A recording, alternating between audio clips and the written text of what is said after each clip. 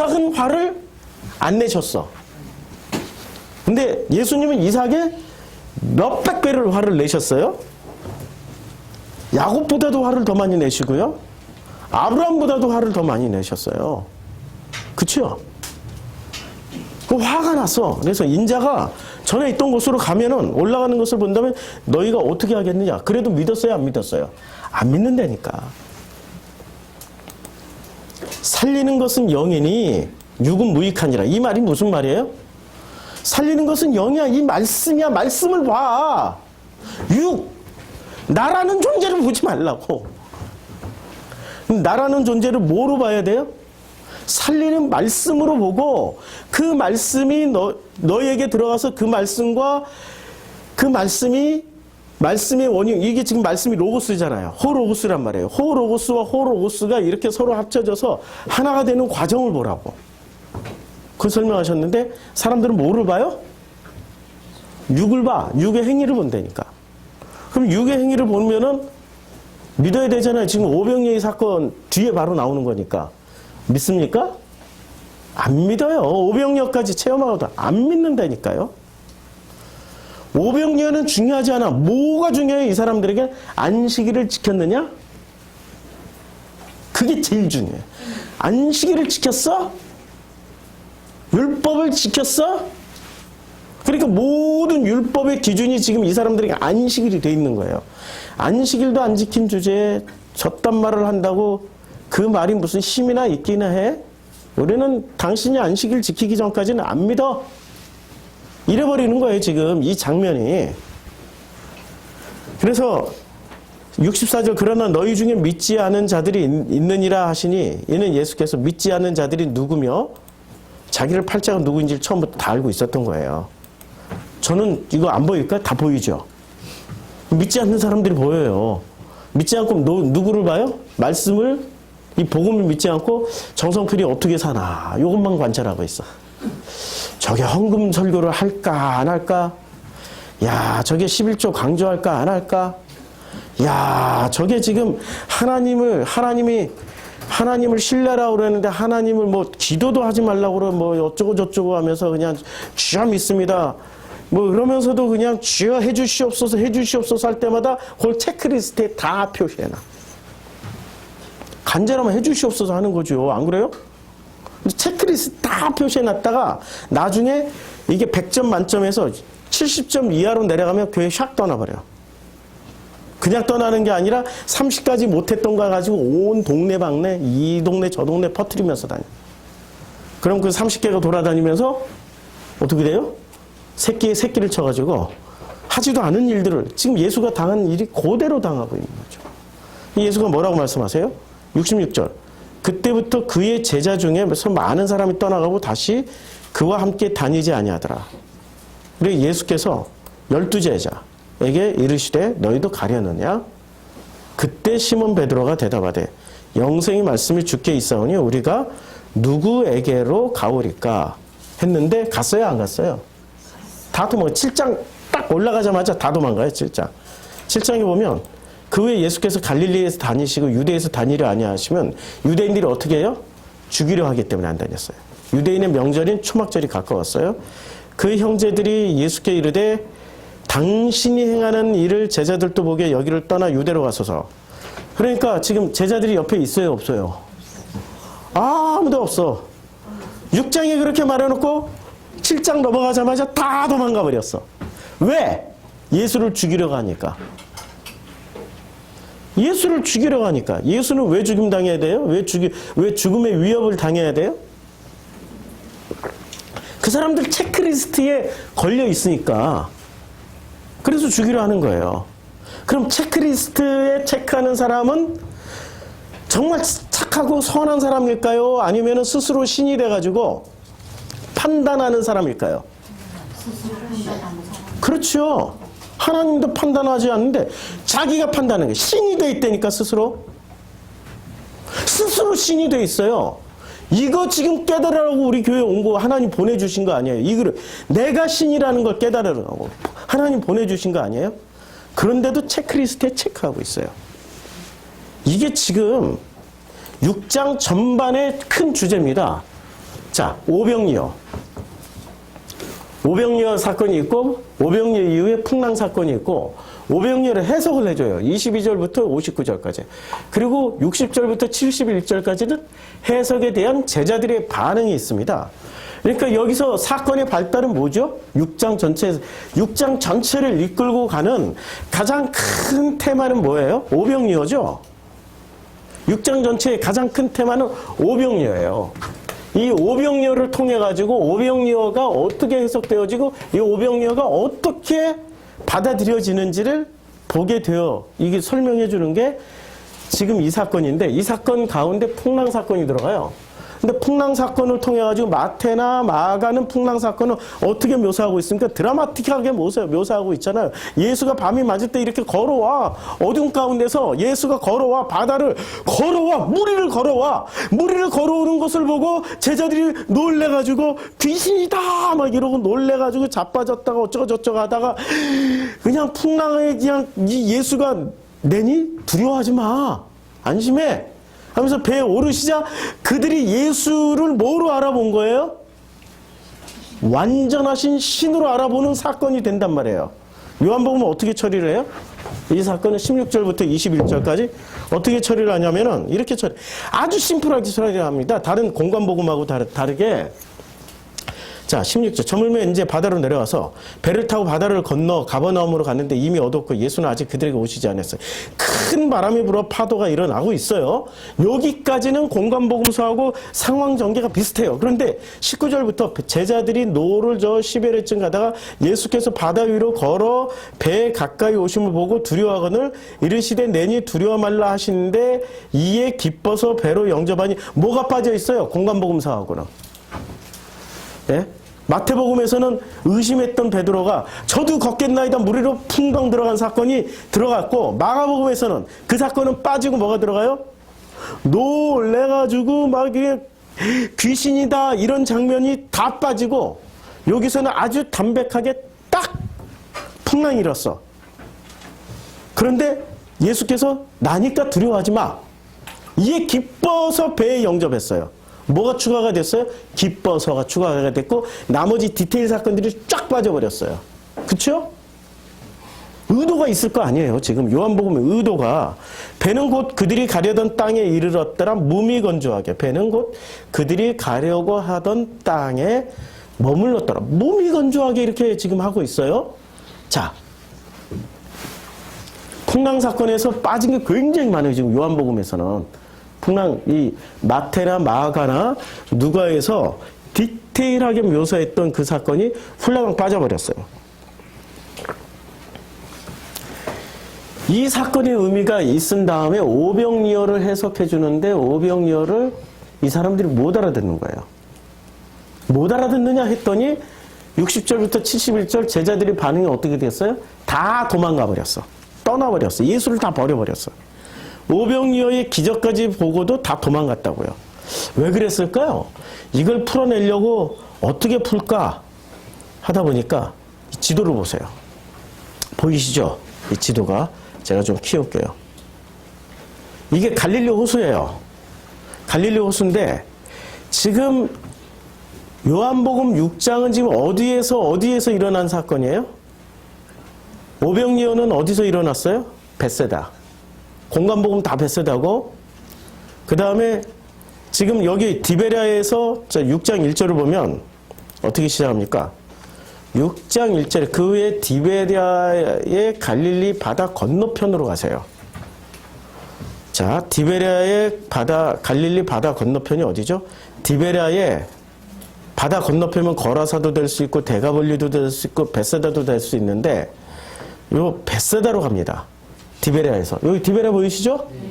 디베랴에서 벳세다로 이렇게 건너가세요. 그러면 요 벳세다하고 디베랴하고 어디서 일어나는 사건이 가버나움에서 일어나고 있는 사건이에요. 근데 이게 왜 중요하냐면 이 사건이 왜 중요할까요? 이 사건이 중요한 이유는 제가 늘 말씀드렸죠. 지금 요 디베랴 벳세다는 어디에 있어요? 요게 이렇게 흐르고 있는 요 파란색이 요게 뭘까요? 요렇게 요단강. 요단강 동편에 있는 데가 벳세다하고 요단강 서편에, 그러니까 가나안 땅에 있는 데가 그 12지파가 정착했던 데가 어디예요? 요 서편. 여기 반지파가 있었어요. 벳세다에는 반지파 있었어요. 그래서 이 가버나움, 게네사렛, 막달라, 디베랴가 요단 서편에 있고요. 그래서 요단 동편과 서편을 지금 말씀하고 있는데, 요단 동편 서편을, 자, 요단 동편과 서편에서 이루어진 사건들을 보면은 두로, 지금 요한복음 4장에서는 여기가 두로예요. 두로에서 무슨 일이, 수로보니게 여인의 딸 귀신을 쫓아내주고, 아니 그 요한복음 4장 아니고, 자, 공관복음에서, 자, 그 다음에 이 벳세다에서 오병이의 기적이 일어나요. 그러니까 요단강 동편에서 일어났던 기적을 보자고요. 그 다음에 거라사에서, 요단강 동편의 거라사에서 무슨 사건이 일어나? 무덤에 귀신 들린 자가 귀신이 나가고 고침을 받는 사건이 나타나요. 그 다음에 요단 동편에서 오병이어가 아니라 칠병이어, 그 떡 5개와 물고기 2마리 가지고 4,000명을 먹이신 칠병이어 사건이 일어나고 귀먹고 어눌한 자를 고치세요. 여기 대가볼리 지방에서, 요 동편은 지금 대가볼리 지역이에요. 그 다음에 표적을 구하는 바리새인과 사두개인들은 전부 어디서 살고 있어요? 요단 서편. 이게 요단강을 기준으로 해서 지금 보여주는 사건이에요. 다시 요단강 지도를 보면은 이렇게 돼 있죠? 잘 보이시죠? 예. 그러면 기적이 요단 동편에서 많이 일어났어요? 요단 서편에서 많이 일어났어요? 예? 동편에서 많이 일어났죠. 자, 유대인들이 광야 40년 동안 일어난 기적과 40년 동안, 그 다음에 요단 서편으로 가서 요단강을 건너서 여리고성을 점령하고 아이성을 점령하면서 그 가나안 땅을 차지했던 순간부터 시작해가지고 바벨론 포로가 돼서 멸망당할 때까지의 일어났던 기적과 비교하면 어디 쪽에 기적이 더 많이 일어났어요? 동편이었어요? 서편이었어요?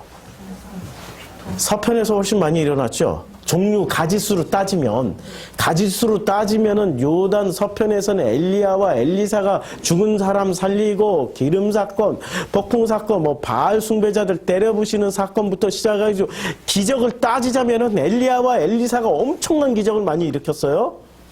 그렇죠? 유대인의 역사 사이에 보면은. 그런데 굵직한 사건을 보자고요. 요단 서편에서는 하나님이 먹여주시는 일이 있었어요?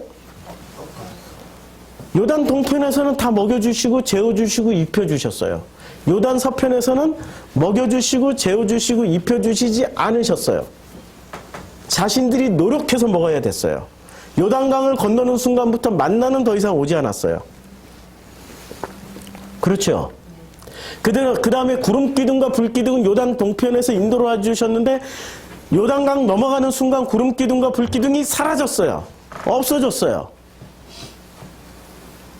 요단 동편에서는 질병도 없었어요. 성경에 보면. 의사도 필요 없다고 그랬어요. 의사도 필요 없는데 요단 서편에서는 내내 의사가 필요해. 그러면 요단 동편이 적과 꿀이 흐르는 땅입니까? 요단 서편이 적과 꿀이 흐르는 땅입니까? 우리 고정 개념으로 생각하면은. 요단 동편이 적과 꿀이 흐르는 땅이고 요단 서편은 저주받은 땅이 돼버리는 거예요. 그런데 우리의 개념이 바뀌지 않으면은 그렇게 생각한다고요. 개념이 어떻게 바뀌어야 되죠? 그거 바꾸려고 지금 요한복음 6장 써놓은 거예요. 요한복음 6장. 자, 요한복음 6장을 보면은 큰 무리가 따르니 이제 디베랴 갈릴리 바다 건너편 갔어요. 예? 갔어요. 요 디베랴 여기 벳세다에 갔어요. 여기서 이제 저거 하는 거예요. 여기서 오병이의 기적이 일어난 큰 무리가 따라요. 이는 병자들에게 행하시는 표적을 보았어요. 병자들에게 행하시는 표적이 어디서 일어났어요? 5장에서 일어났죠. 5장에 어떤 일이 벌어졌습니까? 여기에 그 안에 양문 곁에 베데스다라는 못이 있는데 거기 행각 5이 있고 거기는 많은 병자, 맹인, 다리 저는 사람, 혈기 많은 사람들이 누워 모래 움직임을 기다리고 있었는데 거기에 38폐 된 병자가 있었어요. 이것이 38폐가 누구를 얘기한다고 그랬어요? 예. 나를 얘기하지만 이스라엘을 얘기하는 거죠. 가데스 바냐 사건 때 하나님을 신뢰하잖아. 중요한 거는 하나님을 뭐라 하지 않았어요? 하나님을 신뢰하지 않는다니까. 하나님 진짜로 신뢰하고 계세요? 다시 물어볼게요. 하나님을 정말로 신뢰하고 계세요? 대답을 못 하시죠? 하나님 정말로 신뢰하고 계세요? 아니, 대답하실 수 있는 분들도 있는데 왜 대답을 안 하실까? 사람들의 평판이 두렵죠, 지금? 네, 내가 그렇게 말을 했다가 사람들이 평판을, 나에게 어떤 평판을 내릴지 두려운 거죠? 아직도 아모리가 안 빠져나간 거죠. 아직도 내 마음속에, 내 가나안 땅이라는 내 마음속에 아모리 족속이 살아있는 거예요. 힘을 쓰고 있는 거라니까요. 다시 한번 물어볼게. 하나님을 신뢰하고 계세요? 네. 예, 평판을 두려워하지 마시라니까요. 아멘 하셔야죠. 그치요? 왜 자꾸 사람들의 평판을 생각하시냐고요.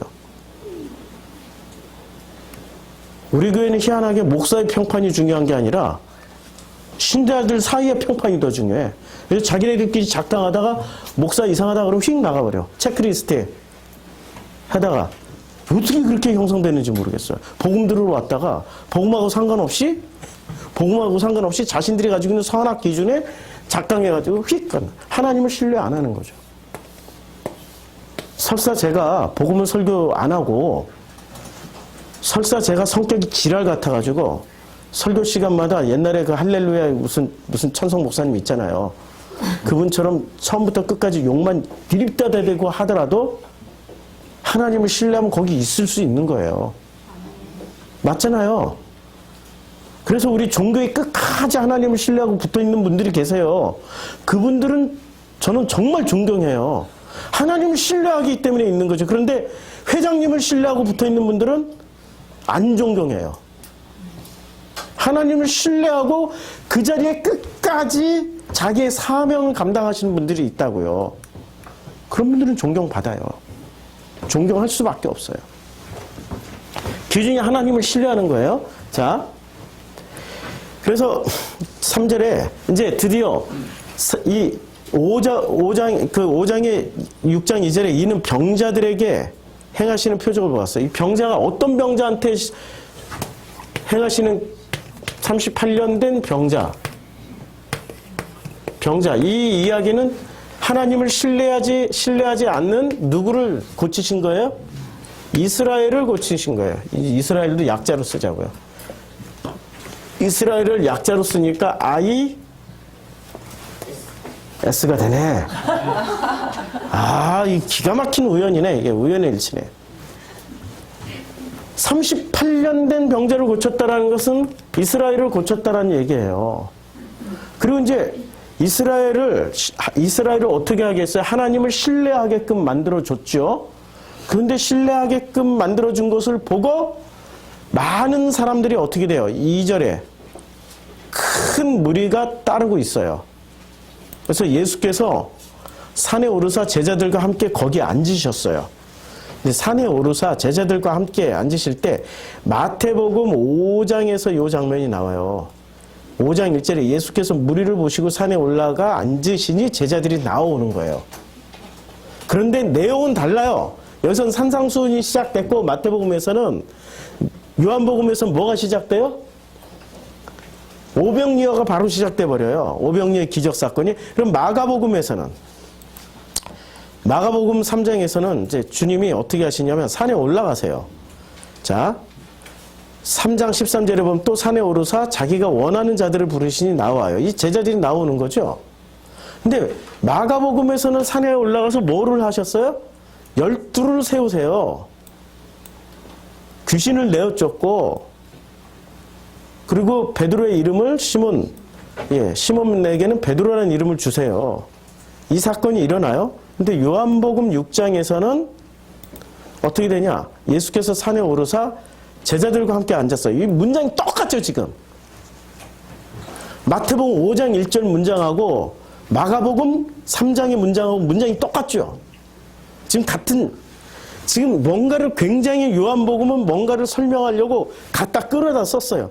뭘 갖다 끌어다 썼어요? 산상수훈의 장면과 12를 세우는 장면을 동시에 끌어다가 6장 3절에다 갖다 놨어요. 그럼 6장 3절의 장면은 어떤 일이 이루어진 거예요? 가르침을 잘 받은 12 제자라는 것을 보여주는 거예요. 산상수훈으로 가르침을 잘 받은 귀신도 쫓고 권능도 행할 수 있는 12 제자들과 지가 함께 했다라는 것을 표현하기 위해서 6장 3절을 갖다가 탁 박아놓은 거예요.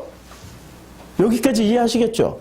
그러면 제자들이 반응이 어떻게 해야 돼요? 오병이어를 보고 어떤 일을 깨달아야 돼요? 이야, 이가 밥을 많이 먹어서 배가 부르다라는 것을 깨달아야 돼요. 이야, 이분이 모세와 같이 이 망가졌던 이스라엘을 일으켜 세워서 여호수아로 갈렙으로 요단강을 건너서 오늘 이 자리에 그 아버지 하나님의 사역을 우리 안에서 이루어지게 해줄 것이라는 것을 깨달아야 되는 거죠. 근데 못 깨달아요. 왜 못 깨닫죠? 하나님을 신뢰하지 않고 누구를 신뢰해요? 자기네들의 체크리스트를 통과해야 신뢰하겠다는 거예요. 자기네들의 체크리스트를 통과해야 신뢰를 하는데 체크리스트 넘버원이 뭐였어요? 안식일 날. 율법이라니까 안식일 율법. 근데 체크리스트 넘버원은 뭐가 돼야 돼요? 안식일이어야 돼요. 10개 언약 중에 첫 번째여야 돼요. 첫 번째죠. 하나님, 나 위에 다른 신을 섬기지 마. 나 위에 다른 신이 누구였어요? 알고 봤더니 내 앞에 우상을 두지 말고 나 위에 다른 신을 두지 마. 그 알고 봤더니 그 신 이름이 누구였어요? 나 자신이었어. 자신을 섬기기 위해서, 자신을 합리화시키기 위해서 하나만 잘하면은 나는 진짜 신이야 라고 말을 할 수 있었던 근거가 뭐였어요? 제일 지키기 쉬운 거. 안식일이라니까. 안식일.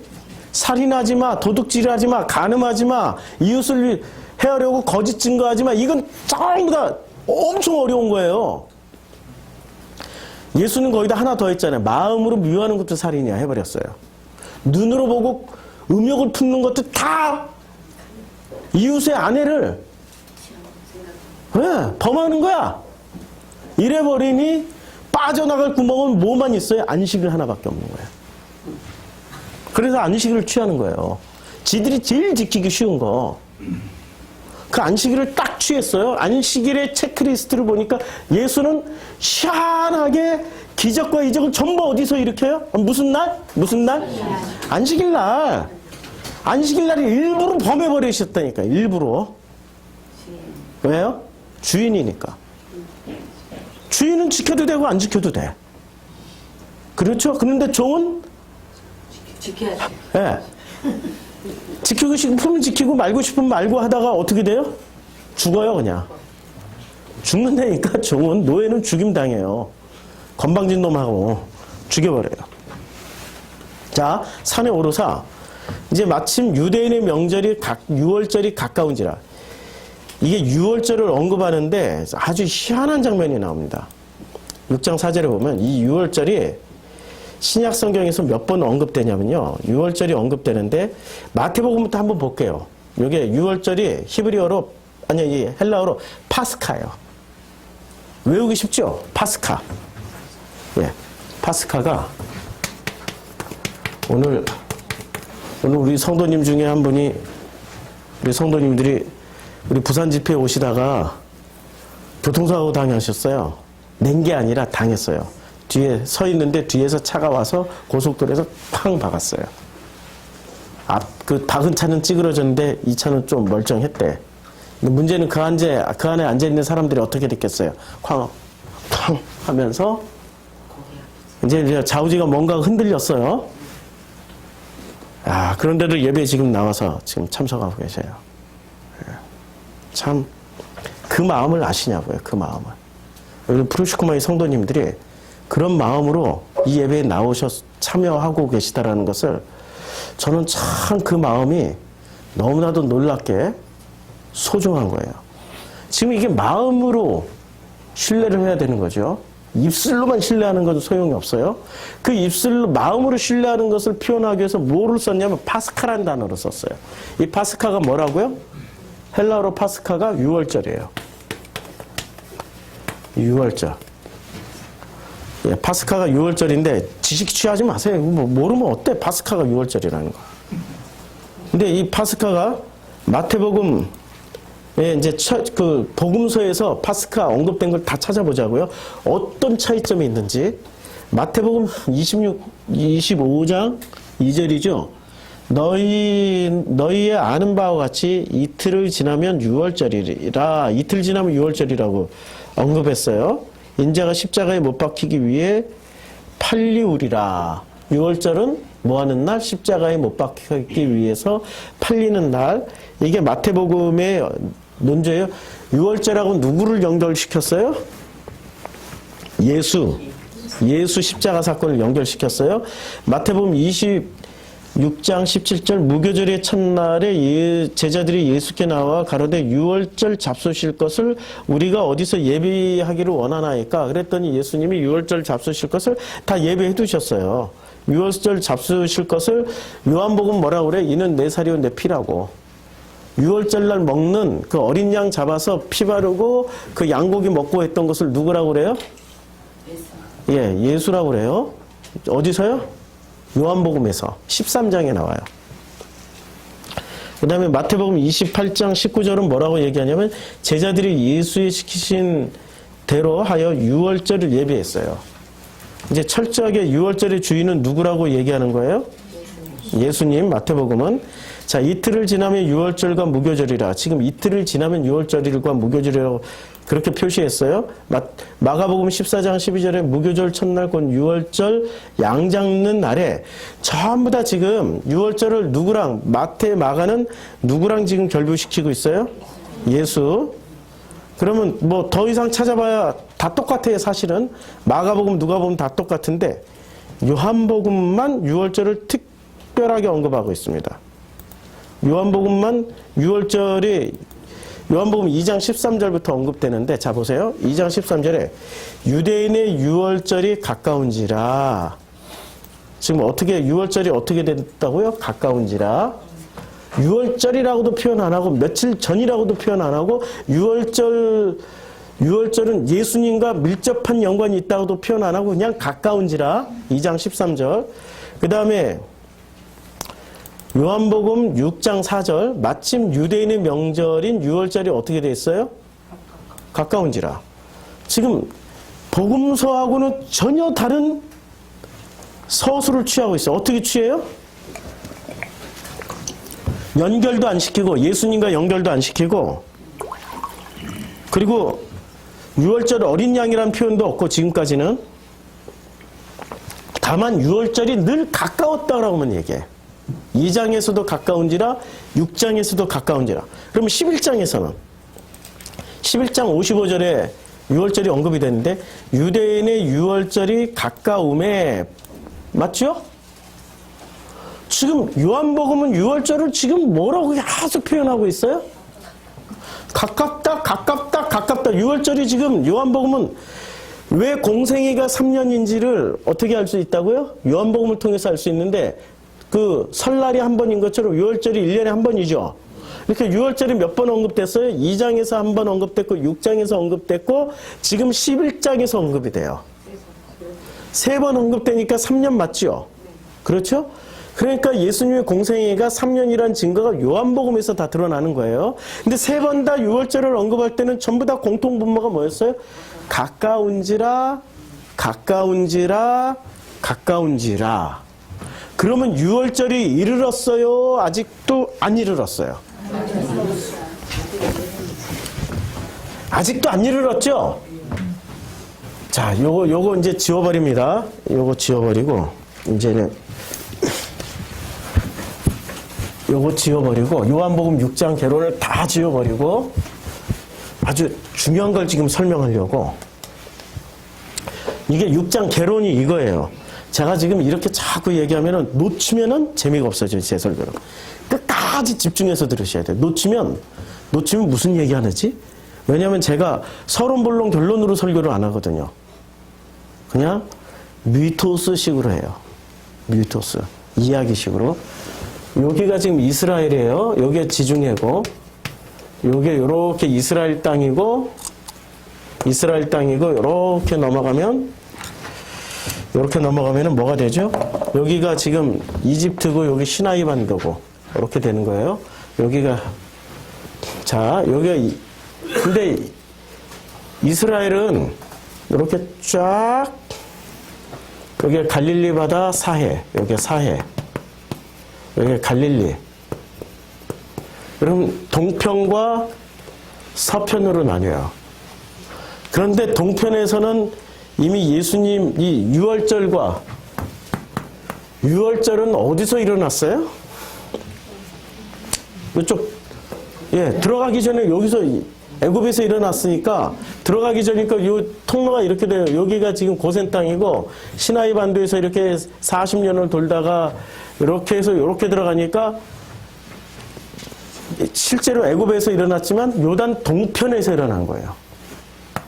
동편에서 일어났어요. 그래서 요한복음 6장 1절은 어떻게 시작해요? 디베랴에서 이렇게 바다 건너편으로 가니까 베세다에서 일어난 거예요. 베세다에서 일어났다가 가버나움으로 갔다가 또 동편으로 갔다가 지금 요단강을 기준으로 해서 계속 어떻게 해요?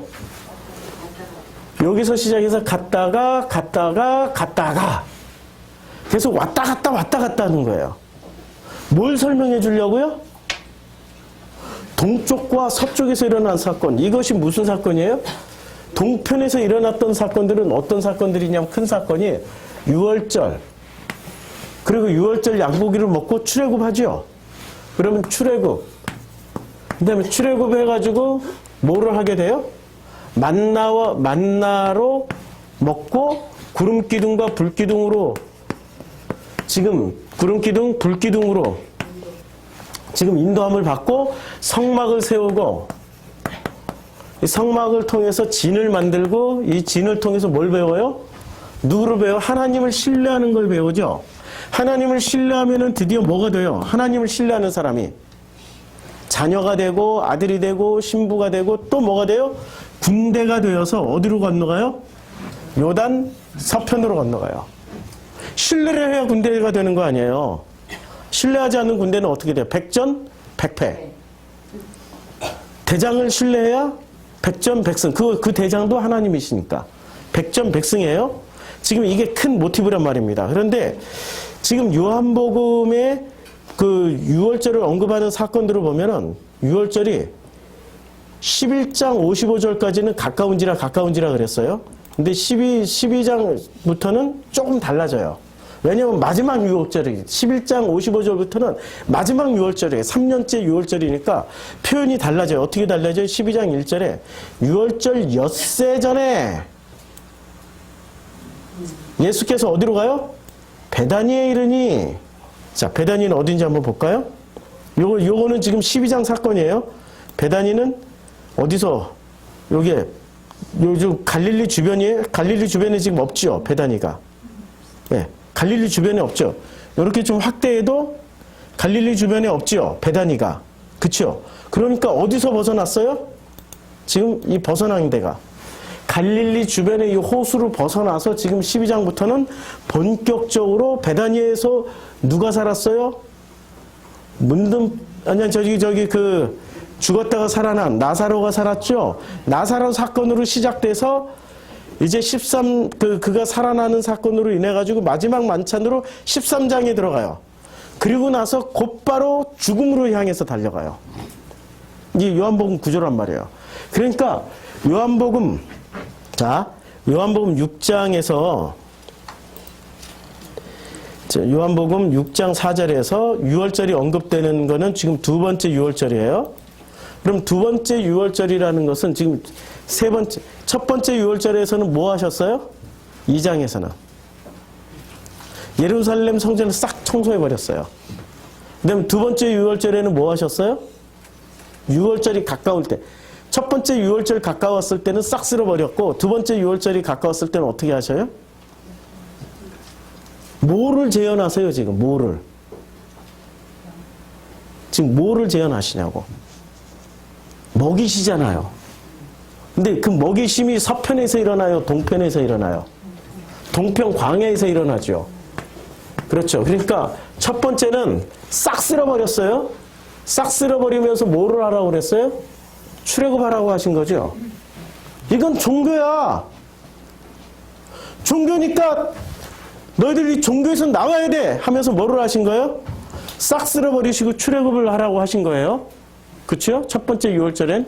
두 번째 유월절에는 이제 뭐를 해야 돼요? 출애굽했으니까 만나와 메추라기로 먹이신 사건을 해석해 주셔야 되는 거죠. 그러니까 지금 요한복음 6장은 두 번째, 첫 번째 유월절에는 이게 시간이 걸리는 거예요. 지금 이게 지금 그 구약 성경에 의하면 출애굽에 의하면은 이게 동시 사건으로 연속 사건으로 이어지는데 예수님은 이것을 설명하기 위해서 1년이라는 시간차를 뒀어요.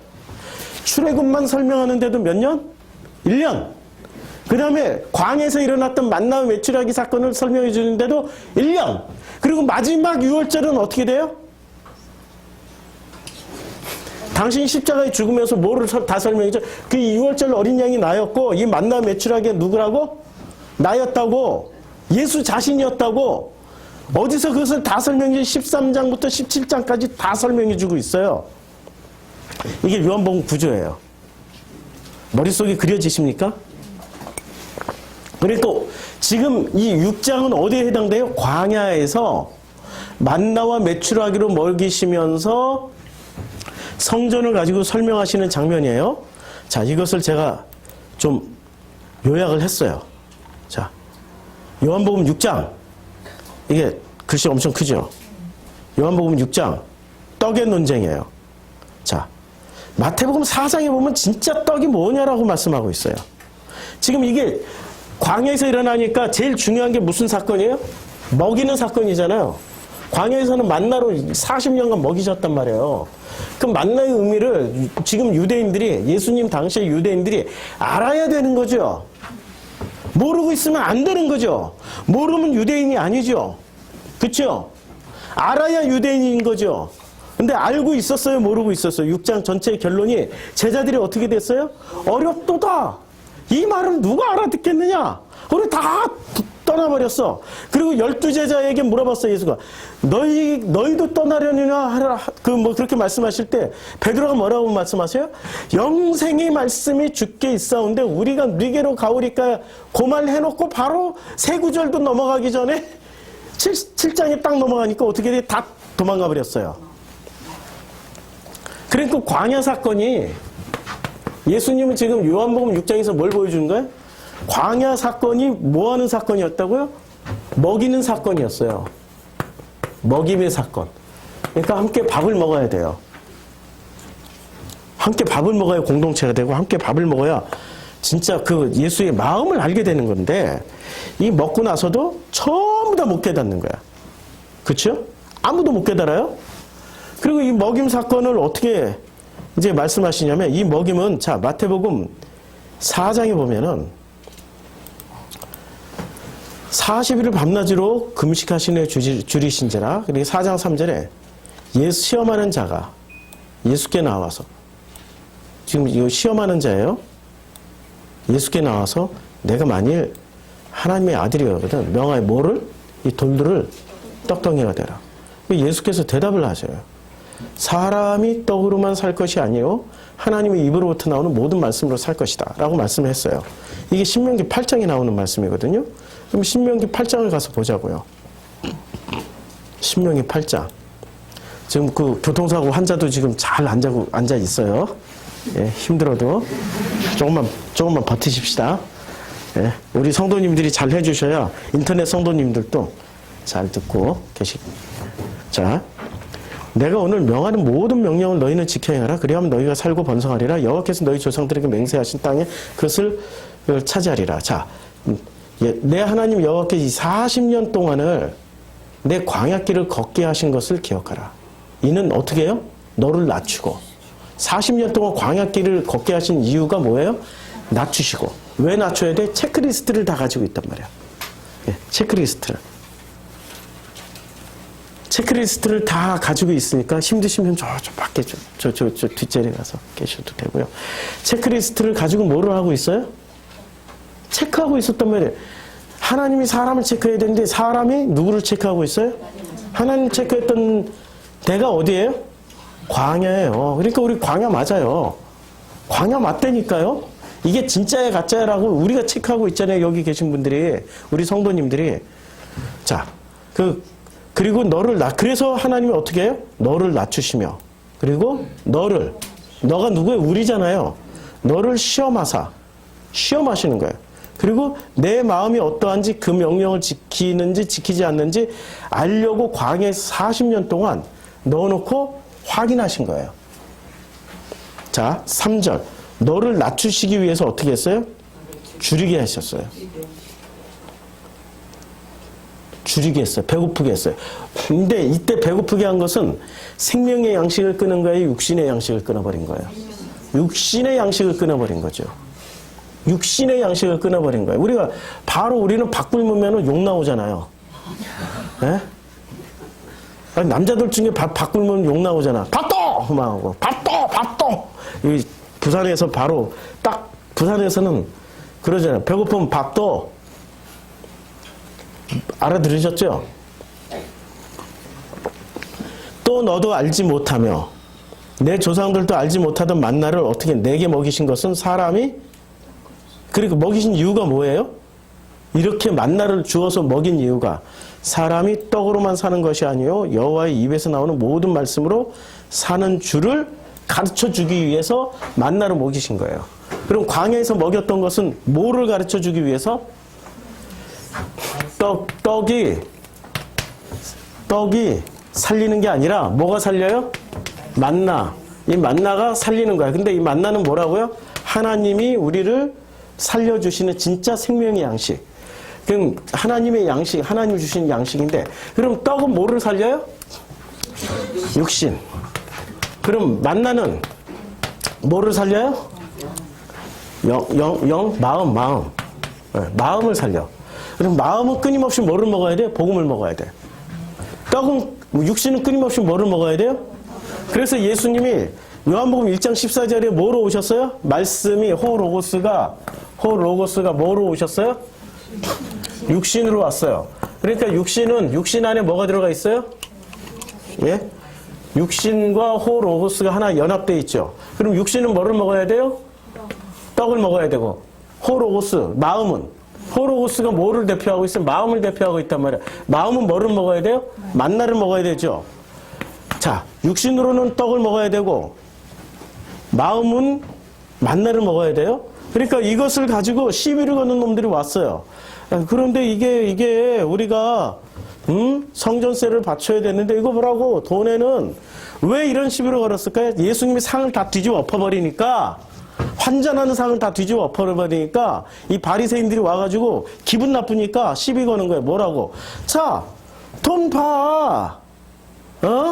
이게 로마 황제가 새겨져 있는데 이걸 어떻게 이걸로 성전세를 내냐고, 환전해서 내야 되는 거 아니야? 이렇게 시비를 거니까 주님 뭐라고 그래요?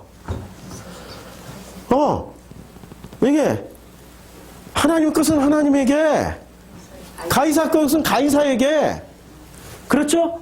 가이사의 것은 가이사에게, 하나님 것은 하나님에게. 마음, 이거는 하나님에게, 이거는 가이사의 것에.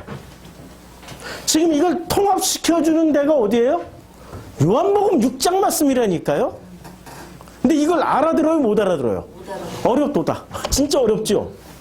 아니, 지금 알아듣겠어요, 지금? 알아듣겠어요? 할렐루야. 알아들으면 할렐루야. 못 알아들으면은 지금 제자들하고 똑같은 수준이야. 그래도 기분 나쁘지 않죠? 제자들하고 똑같은 수준이니까. 괜찮죠? 지금 이거 얘기해주고 있는 거야, 이거. 신명기 8장에서 이 말씀을 지금 요한복음 다시 이제 속성으로 계속 넘어갑니다. 그러면 예수는 누굴까요? 요한복음 6장에서 제일 많이 나오는 단어가 무슨 단어인 줄 아세요? 요한복음 6장에서 제일 많이 나오는 단어. 우리 다 같이 읽었는데. 요한복음 6장에서 제일 많이 나오는 단어. 무슨 단어일까요? 제일 많이 나오는 단어를 우리가 읽었으면서도 몰라. 예? 요한복음 6장에서 제일 많이 나오는 단어가 인자라는 단어예요. 인자. 자, 보세요. 인자가 몇 번 나오는지 요한복음 6장 27절. 썩을 양식을 위하여 일하지 말고 영생하도록 있는 양식을 위하여 하라. 이 양식은 인자가 너에게 주리니 인자는 아버지 하나님께서 인치신 자니라. 6장 53절. 예수께서 이르시되 내가 진실로 너에게 이르노니 인자의 살을 먹지 아니하고 인자의 피를 마시지 아니하면 너희 속에 뭐가 없어요? 생명이 없다. 그러면 너희는 인자가 이전에 있었던 곳으로 올라가는 것을 본다면 어떻게 하겠느냐? 지금 요한복음 6장 27절, 53절, 62절에 인자가 계속 중복해서 제일 많이 반복되고 있는 단어가 인자예요. 읽으면서도 몰랐죠? 우리는 이래요. 우리는 읽으면서도 잘 몰라요. 특별하게 강조점 마음에 와서 부딪히지 않는 이상은 마음에 머무르지 않고 다 어디로 가요? 다 하수구로 흘러 들어가 버려요. 물이 흐르듯이. 그러니까 이 인자라는 단어가, 자, 요한복음 6장에 인자라는 단어가 왜 이렇게 많이 나올까요? 응? 인자는 뭐죠? 인자라는 단어는, 자, 요한복음 그 인자라는 단어는 호안드로포스, 호후이오스 이렇게 되어 있어요. 그럼 무슨 얘기예요? 인자를 정확하게 그냥 직역을 하면 뭐냐면 사람의 아들이에요. 예수님은 하나님의 아들이에요? 사람의 아들이에요? 하나님의 아들이에요. 하나님의 아들인데 왜 여기서 사람의 아들이라고 이렇게 썼어요? 육신. 네? 왜 사람의 아들이라고 썼냐고요? 육신으로 태어났으니까 사람의 아들. 하나님의 아들인데 사람의 아들이라고 여기는 계속 이 6장 전체에서 지금 엄청 많이 강조했어. 요한복음에 인자란 그 단어가 제일 많이 나온 데가 여기예요. 왜 이걸 표현했을까요? 뭘 설명해 주기 위해서? 이거 설명해 주기 위해서. 가이사의 것은 가이사에게, 하나님의 것은 하나님에게. 그런데 인자는 이것을 따로 분리하지 않고 어떻게 하셨어요? 인자, 예수의 정체를 보니까 인자, 그러니까 사람의 아들 예수.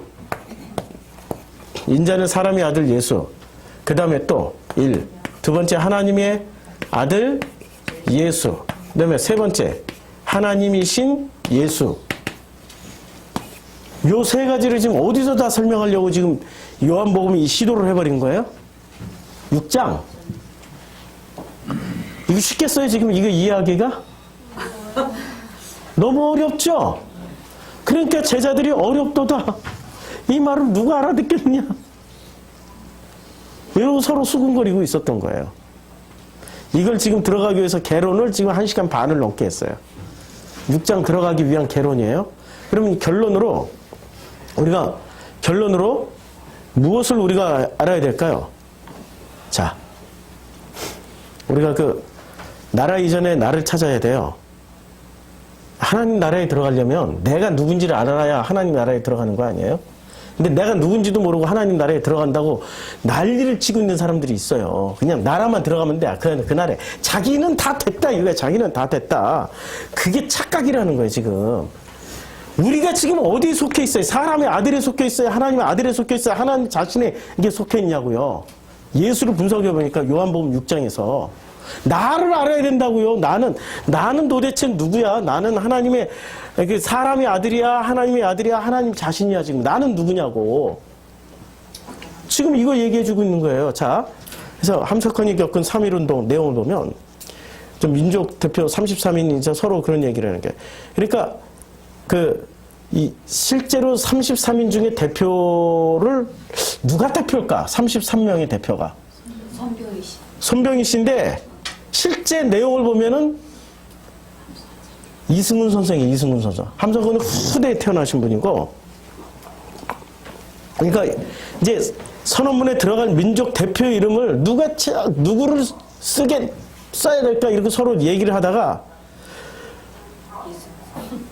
이건 이승훈 선생이 그냥 이렇게 얘기를 했대요. 이건 죽는 순사란 말이야. 손병희를 먼저 써! 손병희가 제일 먼저 죽을 거니까. 이게 감동과 웃음을 자아내는. 그래, 실제로 손병희가 대표예요? 아니면 실제 대표는 누구였어요? 손병희 먼저 써! 해버린 사람이 대표 아니에요. 그쵸? 그런데 이 손병희 선생이 기독교인이라는 거 아시죠? 아니, 이승훈 선생이 기독교인이라는 거 아시죠? 이승훈 선생의 기독교 정신을 누가 받았어요? 누가 받았냐면, 이승훈 선생이 그 기독교 정신을 우리가 아주 잘 알고 있는, 아닙니다. 우리가 기독교인으로 제일 존경하고 있는 분이 누구세요? 잘 존경하고 있는. 자, 그래서 이제, 이승훈 선생의 말을 누가 받았냐면은, 이승훈의 그 연설을 누가 받았냐면은, 3.1운동에 제가 지금 못 찾고 있는데, 이름이 계속 기억하고 있었는데, 이름을, 미국에서 기독교인으로 복음을 전하다가 돌아가신 분. 폭탄은 윤봉길 의사가 던졌고, 미국에서 기독교의 그 마인드를 끝까지 전하려고 했던, 이럴 줄 알았으면 노란색으로 좀 칠해놓을 걸. 이렇게 막 사람이 당황하니까, 함석헌 전에 계보가 있어요. 자, 이 함석헌의 당시 연설에서 이렇게 요약했다. 이렇게 나오는데, 도산 안창호. 아이고, 도산 안창호. 이제 안창호 이렇게 생각이 안 나. 저도 참 역사 공부를 많이 했는데, 갑자기 이게 뭔가를 찾으니까 이런 계보예요. 자, 우리나라 기독교 계보가 이렇게 된 거예요. 지금 이 짧은 글을 보면 이승훈 선생이 도산 안창호 선생한테 영향을 미쳤고, 안창호의 영향을 받은 함석헌이라는 기독교인이 있었는데, 이승훈 선생이 뭐라고 얘기를 했냐면은 3.1운동을 안창호한테 설명할 때, 그리고 그 연설에 참여했던 함석헌 선생이 듣고 뭐를 깨달았냐면은, 야, 나라부터 회복하는 게 아니네? 나부터 회복해야 되네? 나부터? 나라는 사람이 깨어나야 되고, 나라는 사람이 정말로 소중한다라는 걸 알 때 비로소 뭐가 나와요? 나라와 민족이 나오는 거 아니에요. 그런데 기독교는 지금 나부터 가르쳐주지 않고 뭐부터 가르쳐줘요? 그 나라와 그 민족. 그러니까 이스라엘 깃발 들고 막 나오고 말이야. 그 나라를 회복하자고 그러고. 말이 안 되는 거란 말이에요. 나도 모른 채 어떻게 이걸 참여를 하냐고. 나라는 존재가 깨어나야 이 나라와 이 민족도 소중한 거 아닙니까? 이것을 누가 이어받았어요? 그래서 안창호 선생님이 하셨던 일이 국가회복운동이었어요? 나를 깨우는 일이었어요? 그래서 이 안창호 선생님은 왜 붙잡혔어요? 약속한 거 그거 하나 지키려고. 그 어린아이와 약속한 걸 지키려고, 그 나라는 존재를 깨우치기 위해서 그 국가지 대명사를, 지금 잡히면 독립운동이 와야 될 수 있는데, 조직이 다 와야 될 수 있는데, 그 어린아이와 약속 하나 지키려고 갔다가 붙잡힌 거 아니에요. 나라는 존재를 깨워줄, 이 조선 민족의, 이 조선 사람들이 나라는 존재 없이 사는 거예요. 전부 뭐하고 살았어요? 왕의 백성으로서, 왕의 그냥 신하로서, 왕이 가라면 가고 죽으라면 죽고. 국가가 이꼴 누구였어요? 국가 이꼴 왕이었죠. 왕이 국가였단 말이에요. 그럼 나는 누구였어요? 나는 왕과 동시했단 말이에요. 자, 지금 지금 이거 분석하니까 아까 예수를 분석하니까 하나님, 사람의 아들, 그 다음에 하나님의 아들, 그 다음에 하나님 이꼴 예수가 되는 거잖아요. 초기 기독교인들은 이것을 명확하게 하고 갔단 말이에요. 이것을 마지막 물려받은 사람이 함석헌 선생이었어요. 근데 이것이 지금 기독교로 이어졌어요? 끊어져 버린 거예요. 우리 기독교가 단절됐다는 얘기예요. 이 초창기에 이 놀라웠던 이 복음의 그 행로가 끊어져 버린 거예요. 복음은 어디서부터 출발해요? 하나님 나라부터 시작하는 겁니까? 나라부터 출발하는 겁니까? 예수가 그거 얘기해 주려고 그랬어요. 지금 요한복음 6장에서. 그런데 그 나라는 존재가 깨어나서 하나님 나라를 봤더니 하나님 나라는 이 땅에 존재하지가 않아. 그러니까 요한복음에 예수가 마지막 죽을 때 내 나라는 여기 속한 거 아니야. 빌라도에게 얘기하죠. 여기 속하지 않았으니까 어디에 속했다는 얘기예요?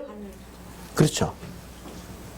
보이지 않는 그곳에 속했죠. 확신이 없죠. 확신이 없으니까 이렇게 말을 하는 겁니다. 성취를 보장받지 못한 채로 만세운동을 해야 되는 거예요. 나라를 회복한다라는 성취를 보장받지 못한 거예요. 근데 누가 비로소 나와서 만세운동을 벌인 거예요? 그때 우리나라 사람들이 그때 한 3천만쯤 됐나요? 제가 인구를 정확하게 모르는데 10분의 1이 나왔어요. 300만 명이 나왔어요. 놀라운 숫자가 나온 거예요. 국가 회복을 위해서 누가 나오냐고. 지금 왕도 없고 국가도 없는데 이것을 어떤 사람들이 나와서 외쳐야 됐냐고요. 나라는 존재가 깨어난 사람들이 나와서 외쳤다니까요. 제가 질문을 드릴게요. 어떤 것도 보장받지 못했어요. 그럼 누가 나와서 만세를 부르겠냐고요. 누가 지금 나와서 그 아버지를 신뢰하고 아버지 하나님의 뜻대로 살겠냐고요. 누가 해주겠냐고요. 누가 하겠냐고요. 나란 존재를 깨어나고 깨달은 사람들이 나와서 하는 거예요. 그게 맞는 거예요. 요한복음 6장 그거 하고 있는 얘기예요. 근데 사람들이 못 깨닫고 다 떠나가 버려. 왜냐면 그들 머릿속에는 나보다도 무엇이 먼저 중요해요? 하나님 나라, 국가, 민족이 더 중요했던 거예요. 아니에요. 순서는 내가 깨어나서 국가와 민족, 나라를 회복하는 겁니다. 기도하겠습니다.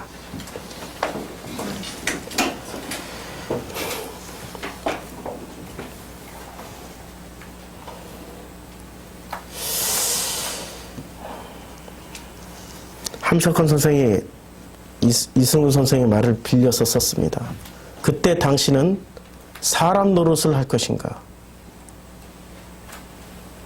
징후는 있으나 약속은 없다. 그때 당신은 사람 노릇을 할 것인가? 당신은 기꺼이 지고 죽으며 다만 옳게 죽기를 바랄 수 있는가? 성취를 보장받지 못한 채로도 당신의 마음속에 일어난 이 변화를 증언하는, 그래서 만세를 부르다가 죽음을 택할 것인가? 아니면 조용히 숨어서 살 길을 택할 것인가? 주님, 우리는 어떤 사람인지 알 수 있도록 축복하여 주시옵소서.